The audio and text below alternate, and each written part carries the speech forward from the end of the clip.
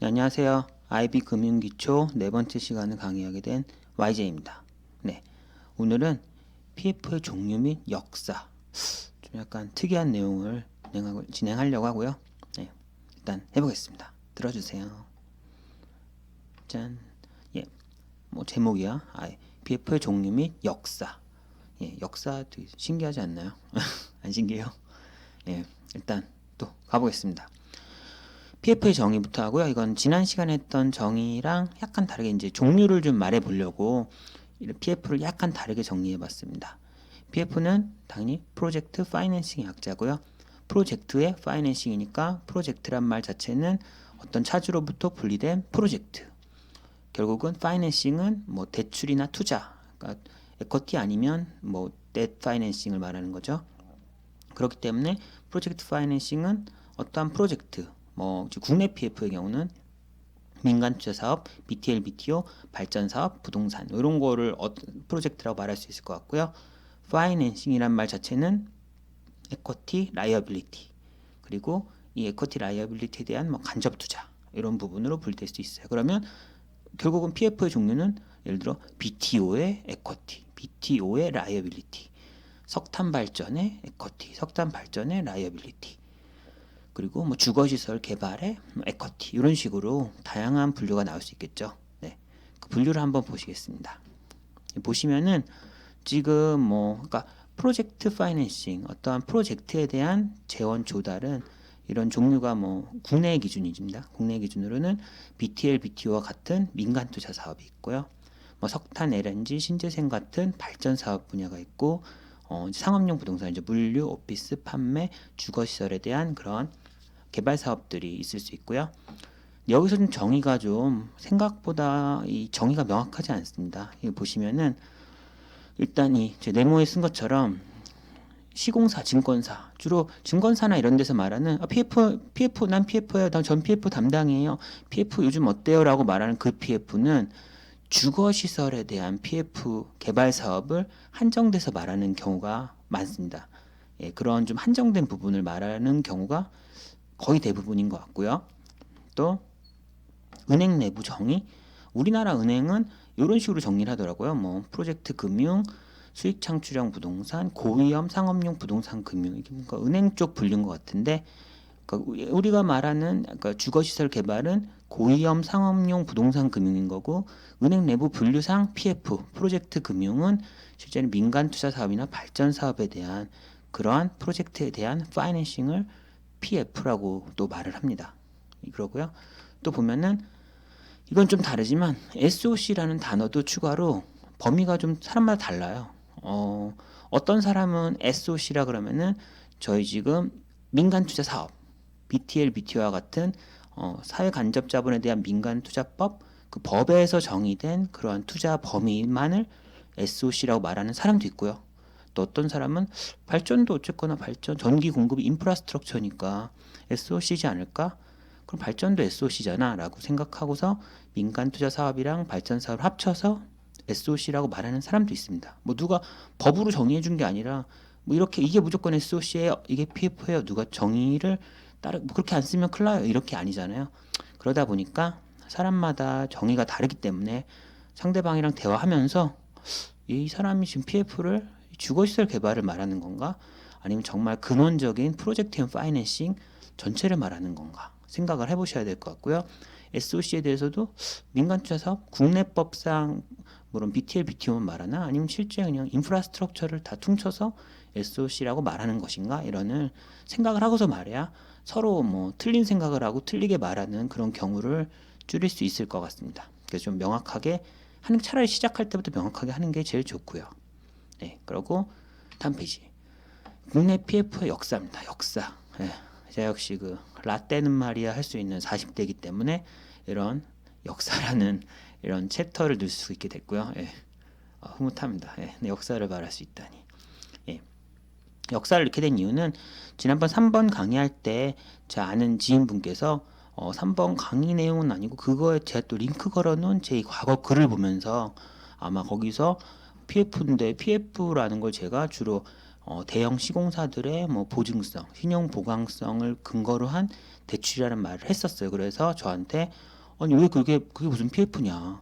사업성, 현금 흐름 뭐 이런 프로젝트의 사업성을 보고서 추정해서 뭐 어떤 그런 것을 가지고 프로젝트 파이낸싱 하는 게 PF지 않냐?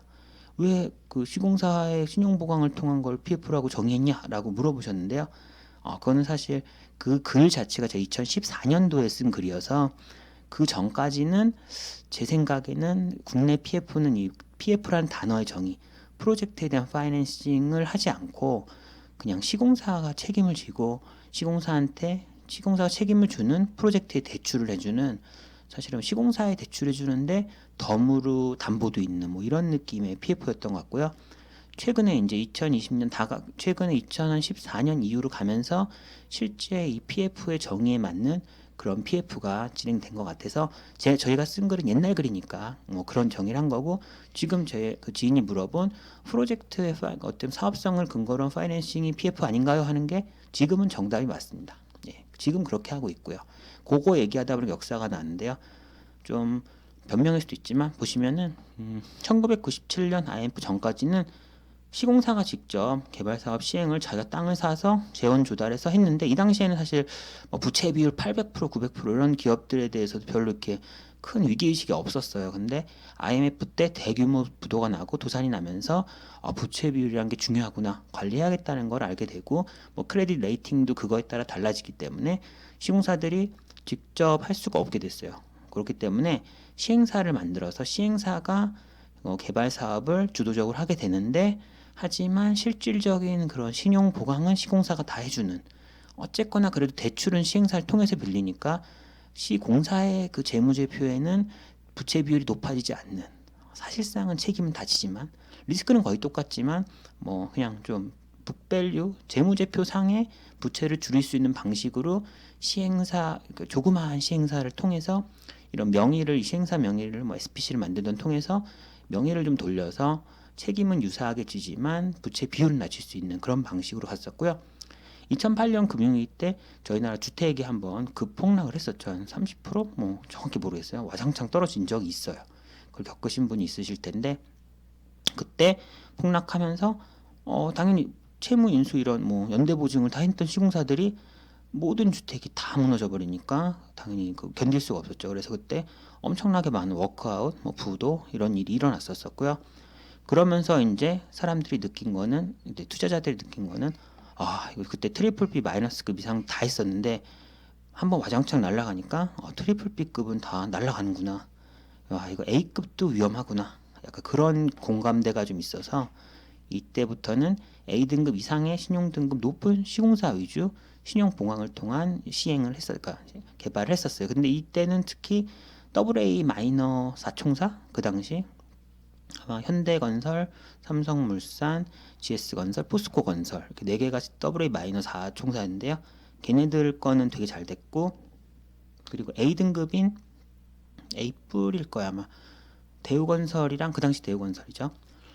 대우건설이랑 현대산업개발 A 플러스일 텐데 걔네 둘은 뭐 묻지도 따지도 하진 않고 선별적으로 상황을 봐서 했었고, 그 아래 등급의 시공사들은 어쨌거나 뭐 상황에 따라 좀 아주 원활하진 않게 뭐 이런 PF가 가는 그런 시기였던 것 같아요 이때.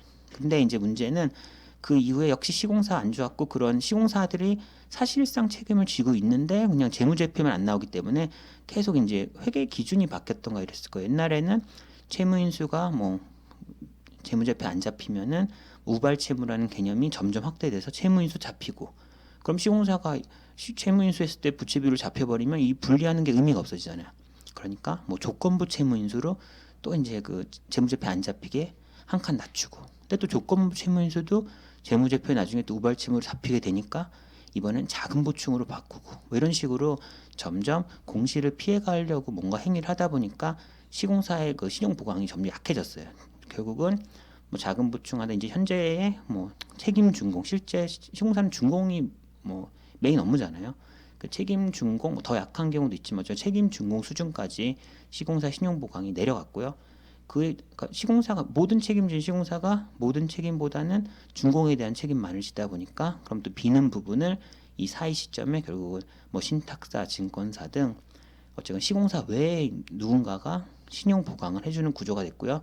얘네들도 책임 준공을 어느 정도 확정한다고 하면은 분양성이나 이런 사업성을 근거로 해서 뭐 신탁사, 증권사 등에서 신용 보강을 해주는. 그래서 현재와 같이 어느 정도 시공사는 준공을 책임지고 준공이 다 됐을 때 그 사업성을 근거로 뭐 증권사든 뭐 신탁사든 뭔가 파이낸싱이 일어나는 어느 정도 사업성을 보고하는 PF가 제 생각에 한 2014년 이후에 이제 실질적으로 생겨났던 것 같습니다. 그리고 코로나 이슈가 있죠. 지금은 또 떨어질 수가 있겠죠.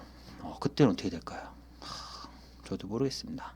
사실은 이때 한번 팍 떨어졌을 때 시공사 이때는 사실 시공사가 모든 책임질 때니까 시공사들 거의 다 날라가고 다 떨어졌어요 등급이. 근데 사실 지금은 시공사는 책임 준공, 뭐 준공에 한정된 책임 물론 어느 정도 좀 포괄적이긴 한데 준공에 한정된 책임을 지기 때문에 이번에 똑같이 금융위기 수준이 폭락이 와도 시공사들이 이때만큼 날아가진 않을 것 같아요. 여전히 충격은 받겠지만 대신 그 잔여 충격을 뭐 그 외 구조를 제공했던 쪽에서 이제 충격을 먹게 되겠죠. 예. 근데 뭐 주택 가격 안 하락하면 충격을 먹지는 않을 거고요. 예, 어쨌거나 그런 관점에서 한번 역사에 대해서 그래서 제가 그런 것 때문에 제가 썼던 글은 2014년 이전이기 때문에 어떠한 시공사 신용 등급을 보고서 뭐 PF를 했던 그 당시여서 단어는 PF지만 사실은 기업 대출이다 뭐 이런 느낌의 글을 썼던 것 같습니다. 예, 이상 면피성 그냥 말해본 거고요. 그리고 넘어가면 끝나버렸네요. 예, 아쉽지 않나요? 저만 아쉽네요. 네, 저는 아쉽습니다. 예. 아쉽고요. 하지만 이별이 있어야 만남이 있듯이 이런 말이 있나요? 없으면 어쩔 수 없고 어쨌거나 예, 급하게 이제 마무리 짓겠습니다. 예, 여기서 이제 4강은 마치겠고요. 다음 편에는 PF 말고 좀 다른 부분에 대해서 이제 또 단어 위주로 한번 싹 훑어보고 그리고 다른 분야로 진행해 보도록 하겠습니다. 예, 4강 여기서 마치겠습니다. 안녕.